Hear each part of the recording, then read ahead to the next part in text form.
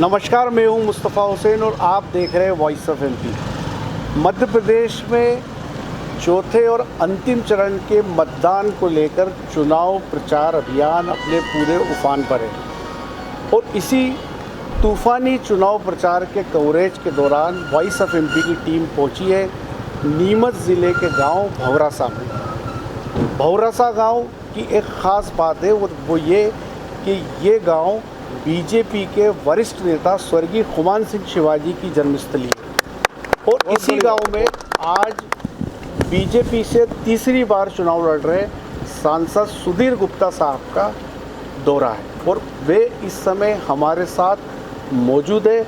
उनसे तमाम मुद्दों पे हम बात करेंगे, कांग्रेस के आरोपों पे भी बात करेंगे और बात ये भी करेंगे कि पिछला चुनाव जिन मुद्दों पे उन्होंने जीता था वो उस कसौटी पर कितना खरे उतरे हैं। सुधीर गुप्ता साहब, आपका बहुत बहुत स्वागत है। नमस्कार। और आपके चुनाव के बिजी शेड्यूल में आपने वॉइस ऑफ एमपी के लिए समय निकाला, आपका बहुत बहुत धन्यवाद। सबसे पहला सवाल, नीमच मंदसौर जावरा संसदीय क्षेत्र की जनता तीसरी बार आपको वोट क्यों करे? नहीं, देखिए, एक बात है कि जो सपना था कि संसदीय क्षेत्र को नेशनल मैप पर लाना, हमने हर तरह से इसको एक विकसित संसदीय क्षेत्र बनाने में भरपूर प्रयास किया है। वो रेलवे के क्षेत्र में हो, इंफ्रास्ट्रक्चर्स में, वो सड़कों के जाल के रूप में हो, तो हमने रेलवे को आज नीमच को जंक्शन के रूप में परिवर्तित करने का मन बनाकर काम किया है। 1860 में नीमच का रेलवे स्टेशन बना था, कांग्रेस एक ईंट भी उसमें लगा नहीं पाई थी। डॉक्टर पांडे साहब के प्रयास से दोहरीकरण के पहले ब्रॉडगेज आया और हम उसको दोहरीकरण करा पाने में सफल हुए। नीमच बड़ी सादड़ी, नीमच सिंगोली, नीमच से चित्तौड़ और नीमच से रतलाम, ये दोहरीकरण हुए हैं। रेलवे का इलेक्ट्रिफिकेशन हुआ है और नीमच रेलवे स्टेशन सहित शहर के इस संसदीय क्षेत्र के कई रेलवे स्टेशन हम नेशनल मैप पर ला पाने में सफल हुए हैं। इसलिए जनता हमको इस बात के लिए प्यार करती है। संसदीय क्षेत्र में चंबल का पानी खेतों तक पहुंचा है, पूरी ताकत से पहुंचा है और उसमें हमारा एक रोल है, हमारा एक परिश्रम है और भारत सरकार का उसमें बहुत बड़ा रोल रहा है। मध्य प्रदेश के माननीय मुख्यमंत्री शिवराज सिंह जी की चौहान की कल्पना यहाँ मूर्त रूप हुई है। घरों में पानी है, आज हज़ारों घरों के अंदर, और दिसंबर 2024 तक तो एक घर भी ऐसा नहीं बचेगा जहाँ चंबल का पानी या माही का पानी हम पीने के लिए घर घर न पहुँचा पा रहे हों। पर्यटन की संभावनाओं वाला क्षेत्र था, इसलिए गांधी सागर नीमच ज़िले में अफ्रीकन चीते आने की सारी तैयारी पूर्ण हो चुकी है और नीमच अतिशीघ्र पर्यटन के मैप पर उभर कर आएगा। सीआरपीएफ में करोड़ों रुपया लगा है, तो मेडिकल कॉलेज श्रृंखलाबद्ध आए हैं, देश में कहीं नहीं है। तो हम नर्सिंग कॉलेज सेंक्शन करा कर ले आए हैं, तो बच्चों को पायलट ट्रेनिंग के लिए उड़ाने को कॉलेज है, तो सैनिक स्कूल हमारे क्रम में आगे बढ़ चुके हैं।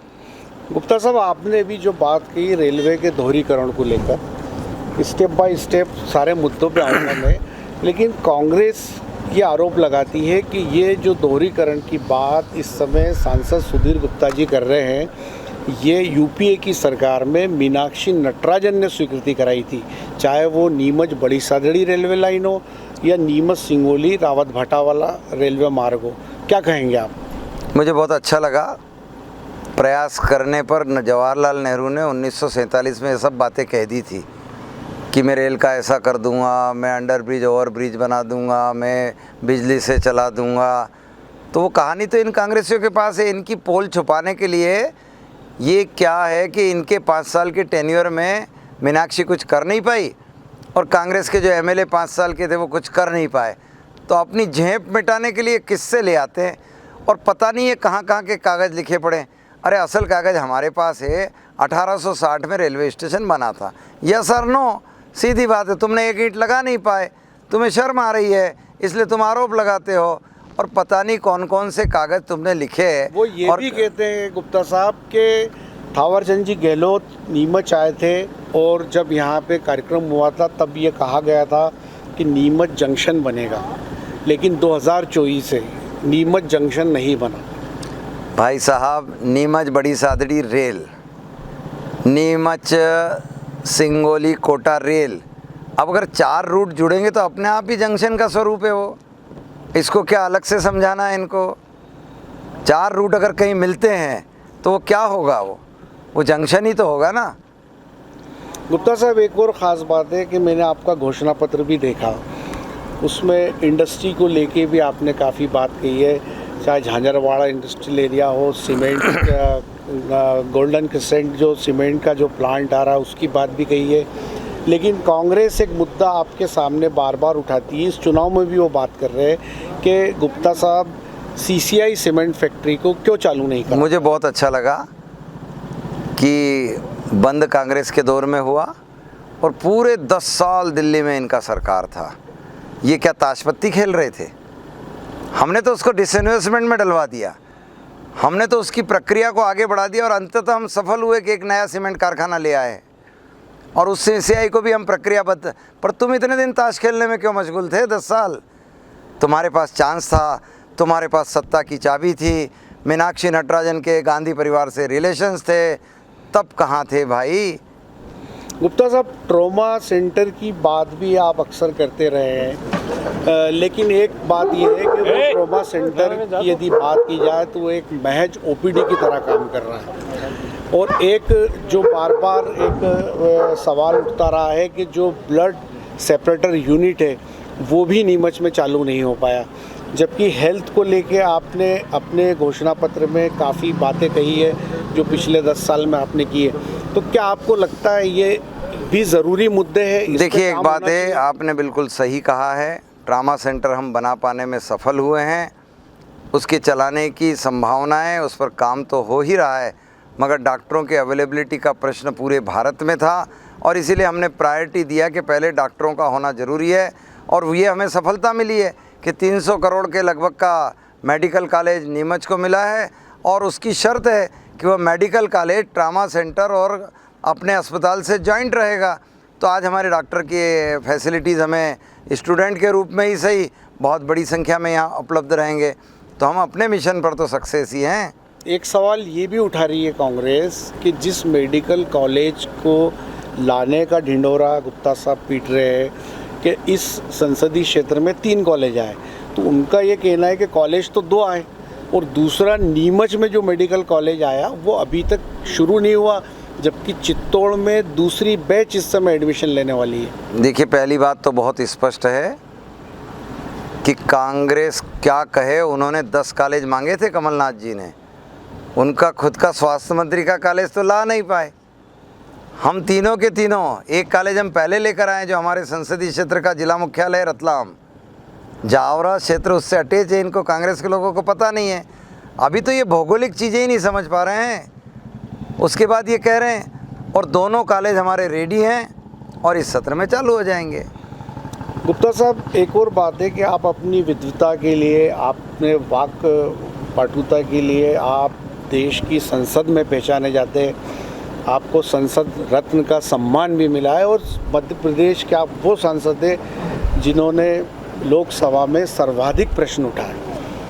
तो मैं आपसे ये बात करना चाहूँगा कि अगर देश के सिनेरियो की बात करें, क्योंकि राष्ट्रीय मुद्दों पे आप जब अभी प्रचार करते हैं तो काफ़ी बातें आप राष्ट्रीय मुद्दों पे बोलते हैं, तो प्रथम चरण के मतदान के बाद बीजेपी की यदि बात की जाए तो समूचा नेतृत्व विकास की जो बातें हैं वो छोड़कर और वो सनातन या हार्डकोर हिंदुत्व पे बात करने लगा, ऐसा क्यों?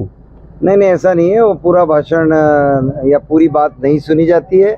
आज अगर मैं भी बात करूंगा तो राष्ट्रीय परिप्रेक्ष्य में बात करूंगा तो भारतीय सेना की बात करूंगा, राम मंदिर की बात करूंगा, धारा 370 कांग्रेस लगाने वाली वापस उसकी बात करूंगा।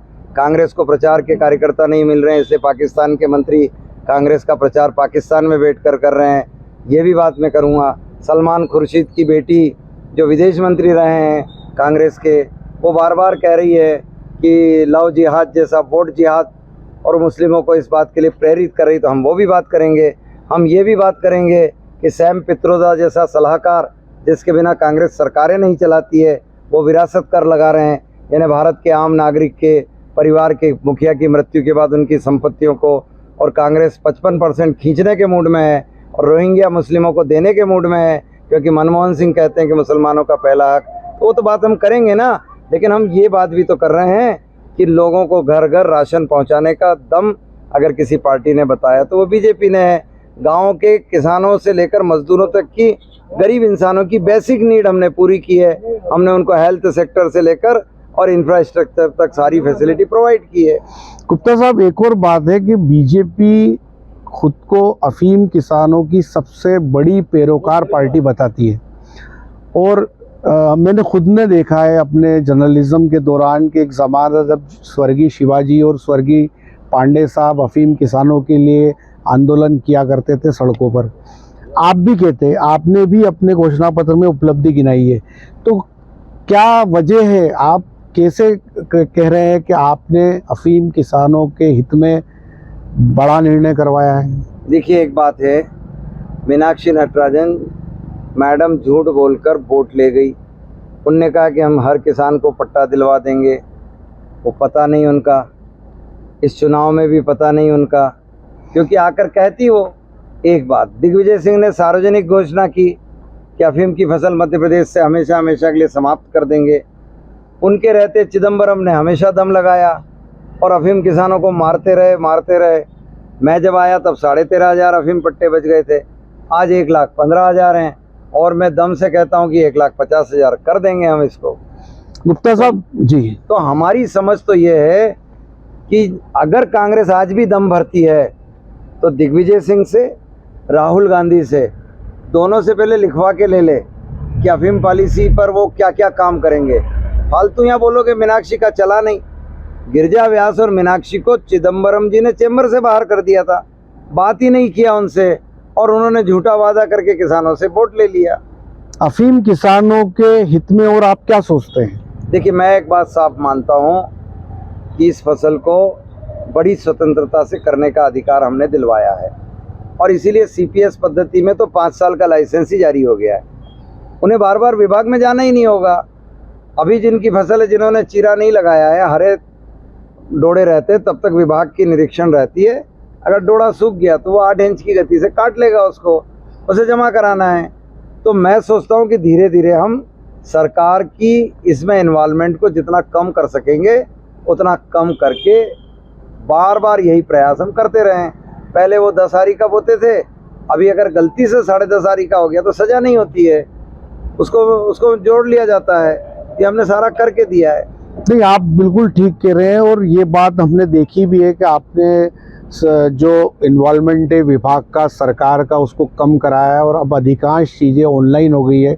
अब सीधे विभाग से किसान के मोबाइल पे सूचना जाती है। लेकिन इसके इतर कुछ चीज़ें ऐसी है जिस पे बात की जा सकती है, जैसे कि जो एनडीपीएस एक्ट के अंदर संशोधन की बात किसान करते रहे 829 को लेके, या फिर वो डोडा चूरा को एनडीपीएस से बाहर निकालने की बात करते रहे, और या फिर जो पोस्ता छनाई के लाइसेंस है उस पर भी वो बात करते रहे। आपने एक मीटिंग भी मंदसौर में की थी, लेकिन उसके बाद उसमें कोई प्रोग्रेस अभी तक नहीं दिखी। नहीं, मैं उसमें लगातार सक्रिय हूँ, क्योंकि व्यापारी, सरकार, किसान, ये बहुत सारी एजेंसीज है इसमें, और हर एक एजेंसी का अपना अपना व्यू है। और चूंकि सरकारें जो भी काम करती कानून की प्रक्रिया में आती, कई कानूनों को बदलना है, और इसीलिए हम लगे हुए हैं उसमें। और निश्चित रूप से उसका प्रभाव भी दिखा कि इस सब पर सरकारें, केंद्र की सरकारें फाइल मूवमेंट पर है, और हमारी कोशिश होगी कि किसान संगठनों से, किसानों से, भाइयों से, सबसे बात करके इसमें क्या क्या सुधार किया जा सकता है, और सरकार कहाँ तक उसमें सहमत होती है, क्योंकि एनडीपीएस का मामला तस्करी का मामला भी रहता है। इसलिए सरकार का नज़रिया, वैश्विक कन्वेंशंस की रिपोर्ट्स, इन सब को मद्देनजर रखकर एक सांसद ने काम करना होता है। गुप्ता साहब, राष्ट्रीय और अंतर्राष्ट्रीय मुद्दों पर आप जमकर बातचीत करते हो, आप अपना उस पर पूरी दखल रखते हैं, लेकिन जब हम आपको चुनाव प्रचार में देखते हैं नीमच, मंदसौर, जावरा के क्षेत्र में, आप बेहतरीन मालवी में बात करते हैं, और जब आपको भाषण देते हुए सुनते हैं तो आप सीधा टच बनाते हैं जो वोटर से, बीजेपी का कार्यकर्ता है। तो ये महारत आपने कैसे हासिल की? नहीं, महारत नहीं गई, माँ तो गामड़ा का मना खा, तो गामड़ा में रहांगा तो बात करांगा, ना नेकड़ा पलटाना, ना निंदाई गुड़ाई करनी। तो ये तो माँ होश में है ना, बारक था तो बैलगाड़ियाँ चली रखी, तो वो तो कोई बात ही नहीं है। अबे बनी लिखी गया तो वो बात करेंगे, और गाँव में जाएंगे तो अच्छा आप बताएं मुस्तफ़ा भाई, आप इतने स्मार्ट हो, लेकिन माँ से बात करते जाते हो तो कौन सी मेरे से कर रहे हो, ऐसे थोड़ी करते हो क्या? वो प्यार मोहब्बत है साहब। और इसीलिए हमारा अपना घर है, गांव में मुझे सुकून मिलता है। मैं एक किसान भी हूँ और मैं अपना व्यापार के साथ साथ खेती किसानी पे भी ध्यान देता हूँ। गुप्ता साहब, क्या माना जाए अब की बार कितने लाख वोटों से पार? नहीं, एक बात है कि जनता ने समझ लिया है। दो पार्टियों से जनता को नफरत है अभी, एक मुस्लिम लीग से और एक कांग्रेस से। मुसलमानों से नहीं, कांग्रेसियों से नहीं, पार्टी से। मुस्लिम लीग और कांग्रेस ये बहिष्कृत है साहब। अब कोई कांग्रेस में वैसे भी इमेज नहीं रहे। जो लोग कांग्रेस छोड़कर हमारे पास आए हैं, हमारी पार्टी में आए, हमारी पार्टी का भी रुबाब बढ़ा है और उनके चेहरे खिले खिले। आप देखो हमारे हरदीप भाई डंग क्या हनुमान चालीसा पढ़ते हैं। हमने कहा भाई गला खुल गया, बोले कांग्रेस का रैले में दबा दिया जाता था। तो ये आनंद है साहब इधर। गुप्ता साहब, जावत से जावरा तक जो आपके तूफानी दौरे चल रहे हैं, तो क्या फील आ रहा है, क्या लग रहा है आपको? हवा का रुख क्या बता रहा है? प्यार जनता का मोदी जी के प्रति, जनता का भारत की व्यवस्थाओं की सुदृढ़ता के प्रति, जनता में उत्साह है उनके बच्चों के प्रति। अगर जनता प्यार करती है तो बदलते भारत को देख रही है। 40 करोड़ लोगों का जीवन स्तर सुधर गया है। 10 साल पहले सवेरे सवेरे पानी का लोटा और डब्बा लेकर घर के बाहर गलियों में बैठने वाला 72 करोड़ नागरिक आज शौचालयों में प्रवेश कर गया है। आनंद है लोगों के पास, उम्मीदें हमसे और ज़्यादा है। हम उन उम्मीदों पर खरा उतरने के लिए कठिन परिश्रम कर रहे हैं और करके ही मानेंगे।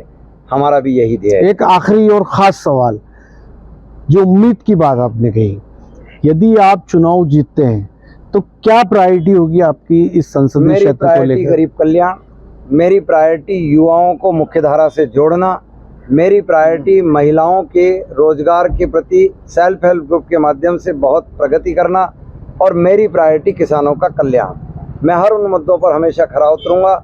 उसके लिए मुझे जो भी करना है, अगर किसानों के कल्याण के लिए प्रोसेस प्लांट लाना है, लॉजिस्टिक सिस्टम में सुधार करना है, इंफ्रास्ट्रक्चर डेवलपमेंट करना है, खेतों में पानी ले जाना है, बिजली की लड़ाई लड़ना, वो मैं लड़ूंगा।